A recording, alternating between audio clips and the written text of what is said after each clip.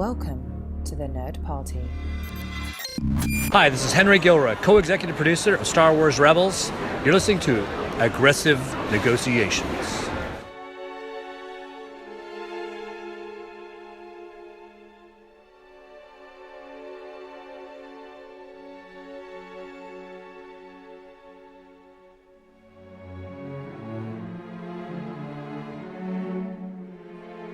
Welcome to Aggressive Negotiations, a Star Wars podcast like no other here on the Nerd Party Network. I am one of your hosts, Jedi Master John Mills, and with me as always is the calm, cool, collected Jedi Master of the distant galaxy, Matthew Rushing. Matt, how are you today? You know what? I'm doing fantastic. John, they just recently announced that we're going to be getting another live action TV series on the streaming service with Cassian Andor. And so, which is great because he's going to make 10 men feel like 100. That's true. You can save on casting that way. Exactly. It's fantastic. He's going to play all the roles, even the women. I'm just... Yes. Really... Hey, listen, due to CG duplication, they'll make 10 people look like 100. Exactly. So there you go. Exactly. No, I'm actually just really excited about that, so I just feel like so many fun things are coming out in Star Wars these days. And, it's one of those nights where I really don't know what we're talking about because, you're going to surprise me with a topic. So I love those nights. I am going to surprise you with a topic. If you like hearing us surprise each other with topics or any of the things that we talk about, of course, go to thenerdparty.com. You can reach out to us at thenerdparty.com/contact. Over on the Nerd Party, you can find shows. You can find Retro Perspective, the A24 Project. You can find Time and Space, which is a Doctor Who podcast. You can go over to YouTube and see Babel for 5, which is a Babylon 5 video cast all about that about the show Babylon 5. There's Nerd Nuptial.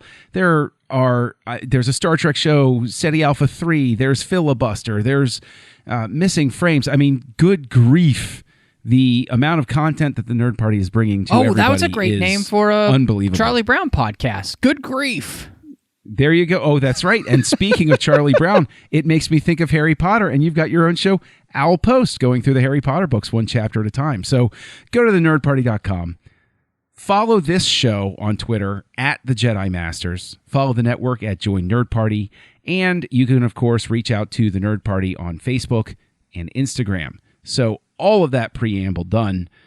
My question for you, Matt, and this was something I was thinking about. It was actually spurred by some online conversations I saw about Kylo Ren, of all things. And one of the things that I thought of was something we all love talking about is, Anakin's temptation, Anakin's fall. And Charles Soule had that great arc in the Darth Vader comic about Anakin's temptation to come back to the light. So what I was thinking, though, was, is it possible or even probable that the Sith themselves, considering the fact that the Force wants to throw things back into balance at almost every turn, while Jedi were battling temptations toward the dark, were the Sith constantly battling inner temptations to come to the light? And in specific, was that something that Palpatine eventually mastered? Was his story one of continually turning his back on the light? Were there continual temptations that could have redeemed Palpatine? Man, that is such an interesting question because it's not necessarily one that I've ever thought of before. And it makes me wonder, is the nature of the dark side a representation of, in Star Wars, is it become a representation of our worst angels? So it's the thing that, is George Lucas said about the Force, the dark side is what's easy. It's basically the broad path that most people tend to walk, and really in the end, the Jedi path is one that is much more difficult to walk because it's the road less traveled, and therefore it is more difficult in the sense that because you are tempted then to turn towards the easy road, whereas when you're already on the easy road, well, what are you going to be tempted by? It's just more temptation, towards doing more things on that easy road. And so I don't know. It's a great question. I'd never really thought of, could you be tempted towards the light? Because, obviously Kylo Ren feels the pull towards the light. I feel it again. And yeah, I don't know. Because too, I think of, by the time that we meet Palpatine, he's so far gone to the dark side. You get the sense like he really has become an agent of evil in that sense. But was there anything in his past that, was there somebody who died that, like that he loved or something? Obviously we had the Plagueis book, and unfortunately that's not canon anymore. So the whole path is still wide open for how Palpatine becomes, Darth Sidious. So, gosh, I don't know. What do you think would have tempted him toward the light? What could it be? I don't know specifically, but I do know that one of the things that I've always puzzled over, not puzzled, that's not the right word, but one of the things that's always fascinated me about what remains my favorite film in the entire saga, Revenge of the Sith, is when Palpatine goes down to the shore, the lava shore, where Vader is laying, the music actually gets almost strangely tender as Palpatine kneels down next to Vader and reaches out and touches him, not in any forceful way, but almost in a caring way. Like he's learned to care about Anakin Skywalker, Darth Vader. And it also makes me wonder, in a perverse sort of way, is that light side temptation what makes him keep Vader alive? Yes, I know Vader is extremely powerful, even though his connection to the Force is damaged and his potential is damaged and all of those sorts of things, and Vader is a disappointment.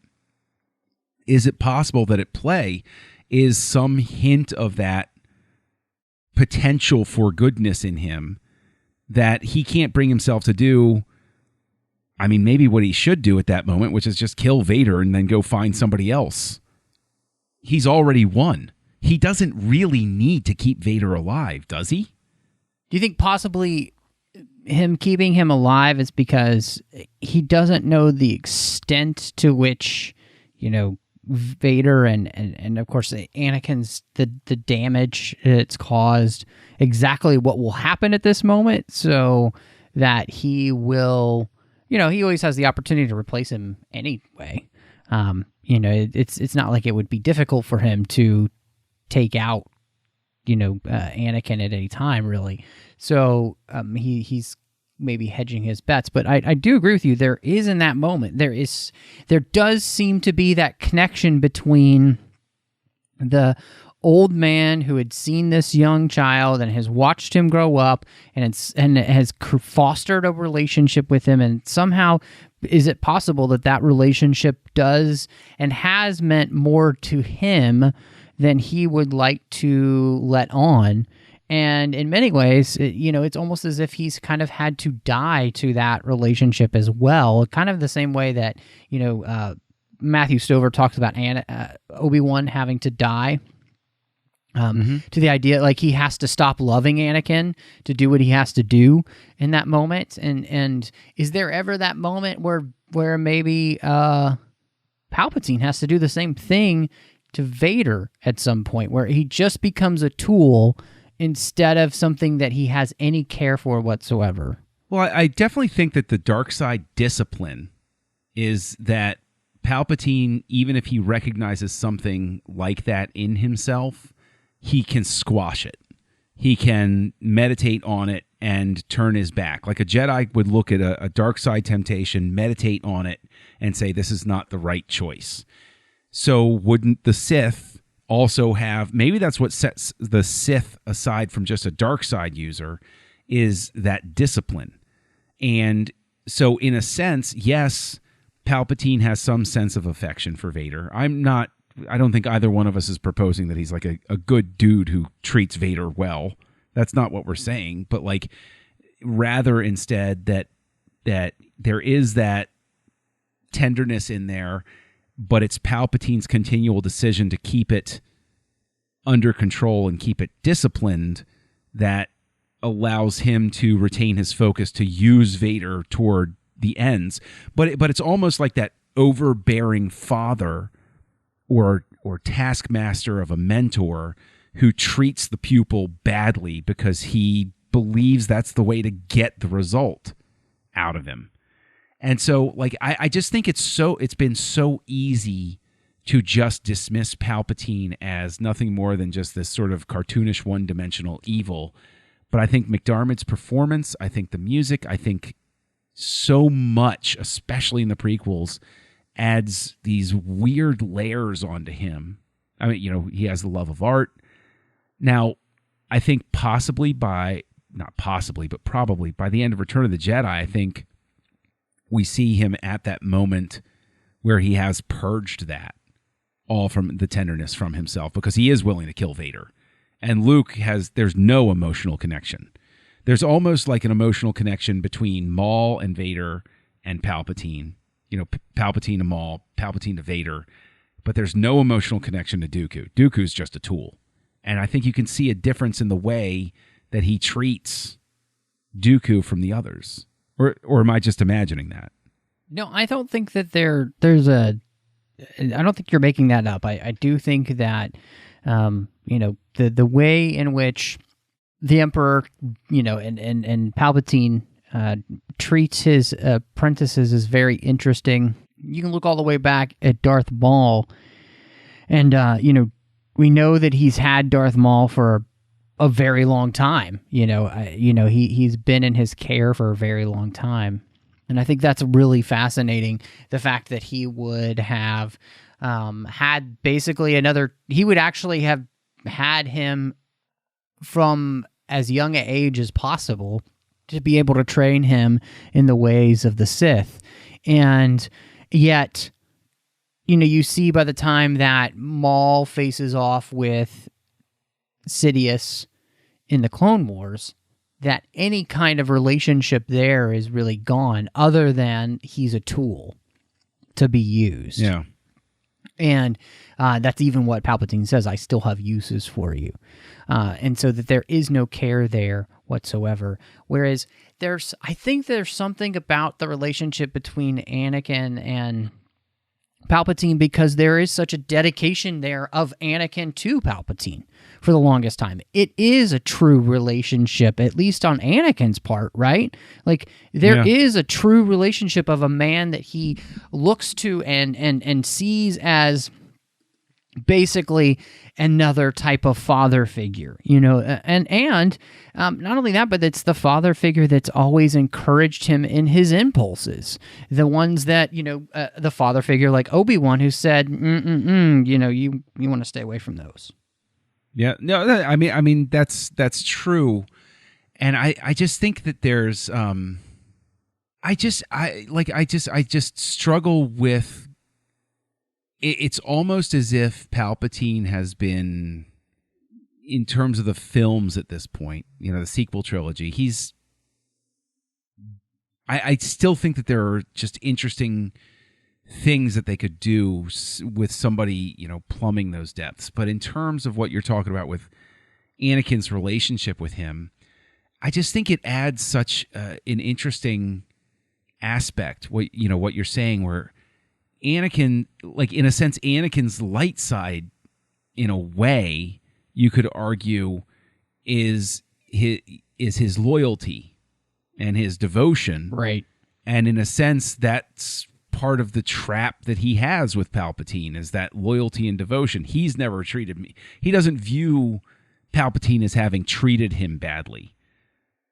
Yeah, he views it's very true. And so that loyalty right there keeps Vader maybe even from turning on Palpatine the way he's supposed to. I mean, you know, there are still arguments for, you know, the Death Star is this moment, and then the Empire Strikes Back, he drops the ball, and, you know, all of those sorts of things. But, like, maybe that's what keeps Vader almost in a sense of stasis for almost 2 decades, is he doesn't want to betray his friend the same way that he doesn't want to leave Obi-Wan on the bridge of the ship. You know, I think you have a really good point there, and I think, you know, there's something about, and this is the thing that I think would be so fascinating is, you know, I've heard some other fans talk about this idea of having a Palpatine show, and I think it would be a fascinating thing to, like you said, plumb those depths, because there is so much there to this character that we don't know about, and come on, don't you? Wouldn't you kind of love to see a Godfather style show with Palpatine at the center of it? As he's consolidating his power, he's finding his way into these things. All of that, I just think it would be really fantastic. And again, you would get this opportunity to be able to see what is it that creates this person who is willing to choose to do the most evil things. And yet at the same time, Palpatine believes he's not just serving himself. I think he also believes he is doing the best thing for the galaxy as well. Like, he's the best thing for the galaxy, right? Well, I mean, it's a point of view definitely born of sort of like a cynicism that I think we can all say we've encountered in our lives in different people, in different modes, and maybe even in ourselves. Is, I think Palpatine's dysfunction is that on a personal level, so like to Vader / Anakin, he can in fact have a human relationship. But once you move out of that very, very personal space, when it's a larger number of people, he has this complete, psychopathic disconnect from it. And it's all, you can almost see that echoed as a lesson, throughout a lot of, warning stories and fairy tales that we get through time about the fact that there's always that complicated, what I think of is like Man in the High Castle with John Smith, where once you move outside of his family, he could care less about the lives of other people. But once you're in his family, then it's a different story. And I think Palpatine probably functions in the same way, where when he's in his inner circle, when he's in his family. So I think it's very appropriate that you bring up like The Godfather or The Godfather Part 2, because that, and okay, major spoiler I'm about to drop here. The movie's like 30 years old, so. Oh, more than that, but hey. Yeah, wow, I think it's like 46 years. Anyway, I think that you have a situation where, like, if you look at Michael Corleone loves his family. He believes he loves his family. He believes he's doing what's best for his family. He believes he's doing what's best in a terrible world, and this belief continues to corrupt him and lead him down this bad path to the point where he can even kill his own brother. Now, if you flip it around, Michael's tortured by this decision, whereas Palpatine seems to be powered by these decisions. And I think that's where you can bring in the mysticism of it, where the discipline, the ability to do that, the dark side rewards you. It's like a carrot and stick sort of situation.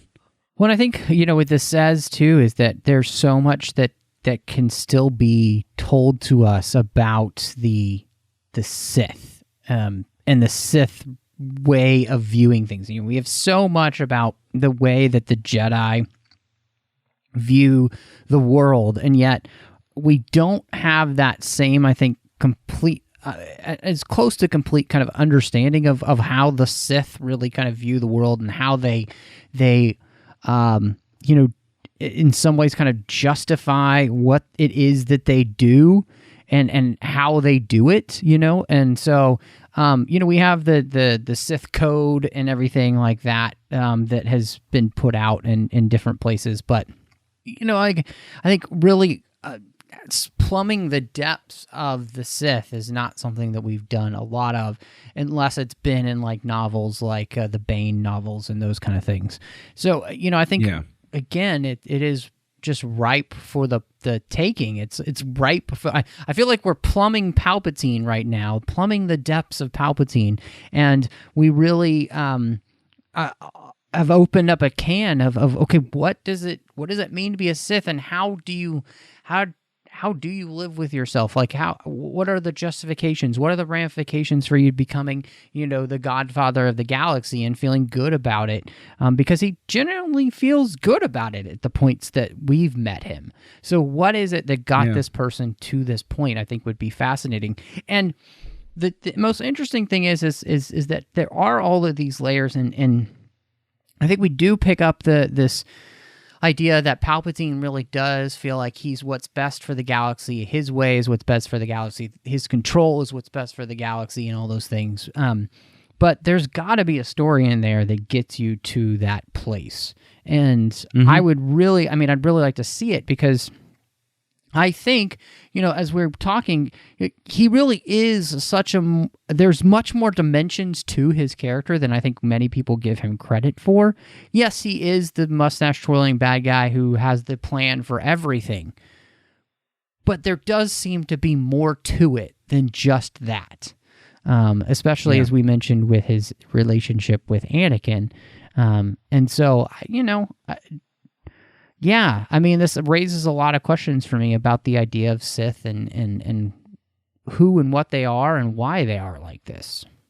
Yeah, and I think that I would be completely in favor of a book series or a show exploring that, just because I want to see that. I want to see, is it the discipline? Is it the decision-making process? And is there a reward system that the dark side has set up? Because the Jedi way seems to be the reward in and of itself. It's a hard life, but in the end you'll find out who you are, as Qui-Gon's tone poem said. And whereas the Sith, there is that promise of continual rising power, right? Almost without limit. So I just think we all get so locked into the idea that it's got to be a tragic fall. I think there's almost not a one-to-one, but almost a Breaking Bad sort of possibility for Palpatine of the corruption by little steps, by marching to absolute evil by the tiny steps, and continually being tempted along. I mean, gosh, the show The Shield had this, where you had these terrible, awful characters, but they were continually making the decision to be bad. They continually had the opportunity to change their ways throughout the course of the show. And I think maybe that's just the type of idea that I'm hooked on, that I think would be really interesting, would be these small temptations to come back to the light, where you almost wind up rooting for Palpatine to make the good choice, even though he's never going to. There's this sense that, I was thinking as you were talking, like, what it is that brings you to the dark side, and the light side and the Jedi are meant, when they're at their best, they are living in harmony with the Force and the rest of the galaxy, and the Sith are all about the domination and the control. And so what is it in Palpatine's past that leads him to want to be in ultimate control of everything in the galaxy instead of living in harmony? And like you said, what are the little steps that make you move towards that? And instead of, and it all comes down to like the things nature versus nurture, and all of the different ways that you can go into that. I mean, obviously Anakin is kind of a study in that as well. And so I think that's really fascinating, because you do see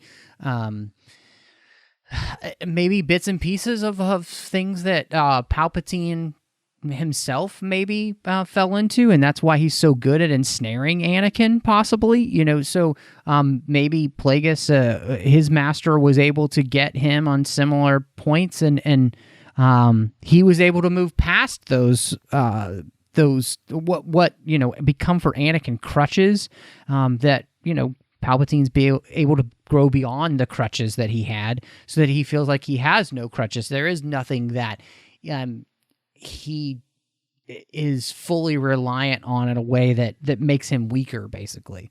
Something that occurs to me while you're talking, like this conversation has actually taken some sort of trademark turns for both of us, but something I don't know if this is really something that I've thought of before or whatever, but something that just is really pinging with me right now is another interesting thing to explore, I guess, philosophically from the idea of Palpatine's rise to power is he's the senator from Naboo, and Padme, of course, is from Naboo.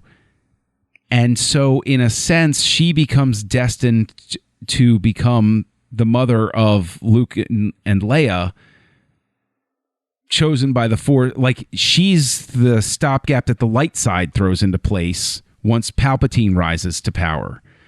The darkness rises and the light rises to meet it. And we're all so focused on Anakin and his fall that we could stand to give some focus to the fact that the Force puts Padme there specifically as that next step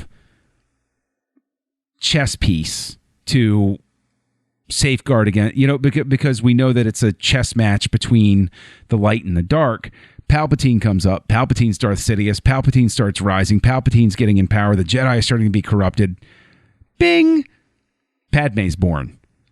Padme becomes the conduit by which Vader can be saved. So it's an even more complex chess game than realized. And I think even looking back through Palpatine's history, finding out was he had some sort of gift of prophecy. He had to. Some way he could divine things. So if that's the case, is that why he became so focused on Padme? Or is that why possibly, she snuck by him at first and he misjudged her?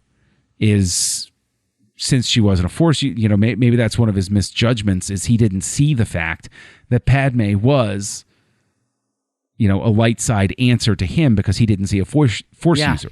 No, so I'm thinking of this, and, I think back to the Phantom Menace then when he says, this is an unusual move for her. It's too aggressive. Yeah. And right. I do think that he misjudges Padme greatly, and it's funny because it just finished, as we're recording tonight, I just finished recording before Cinema Stories with Courtney, and we were talking about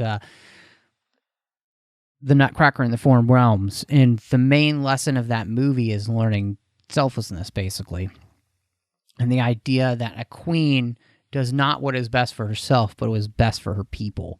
And that's the embodiment of everything that Padme is that she is an utterly selfless character. She is always giving of herself for others, regardless of what planet they're from. I mean, we see that all throughout the Clone Wars series, that Padme is constantly putting herself in danger for other people, for the greater good, and at great cost to herself, too. She almost dies many times because of it. And so... Yeah. When you think about the fact that she will be the mother of Luke and Leia, it is, I think, a really interesting thought that the Force uses this character that is an embodiment of the light side of the Force. Everything that is good about those that may not necessarily be super Force sensitive, but live out the ideals of what is best in the galaxy. And I think... in many ways, you can again see why it is that she dies at the end of episode 3, because everything she stands for, everything she is being squelched out of the galaxy. And she is a representation of all that is good. And it won't be until her children are grown and can take care of the problem that together, Luke and Leia have a whole part in this redemption together. It's not just Luke, it is also Leia.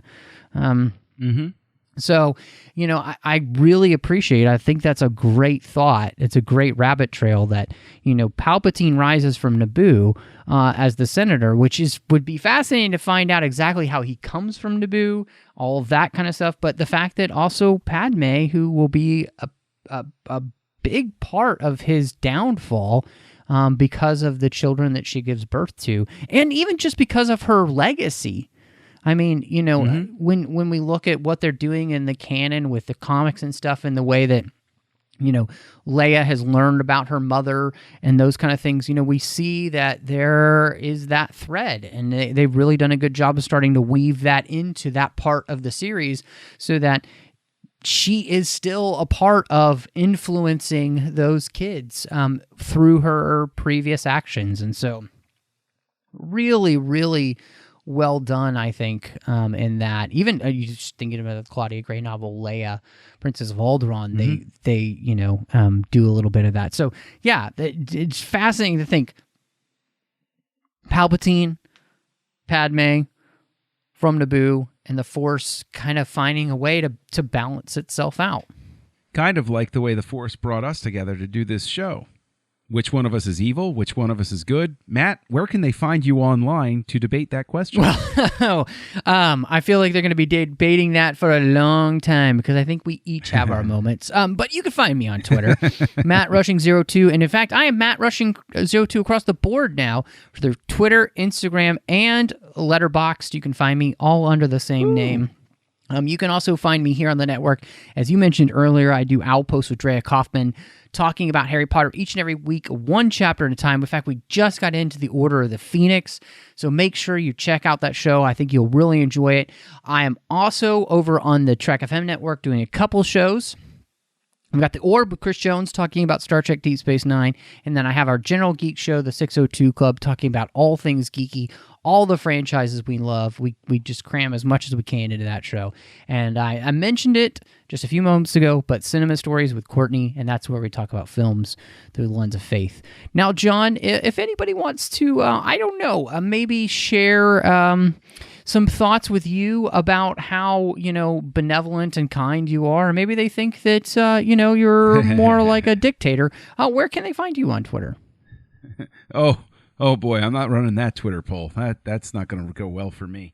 You can find me as username Kessel Junkie just about everywhere. KESSELJUNKIE. Like you on Twitter, on Letterboxd, on Goodreads, wherever you look for Kessel Junkie, you will find me. You can find me actually floating out there, co-hosting Wars with Nerds with my pal Craig, and occasionally popping in on shows like Retro Perspective and Missing Frames and stuff like that on the network. So with all of that said, Matt, I think there's only one thing left to say. I think it's time to close negotiations. John, negotiations are closed.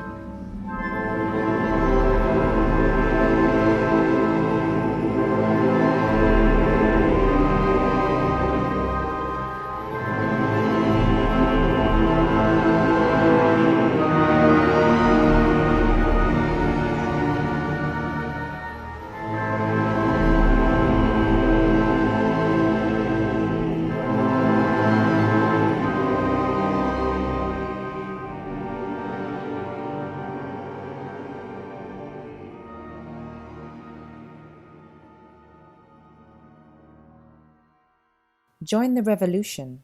Join the Nerd Party.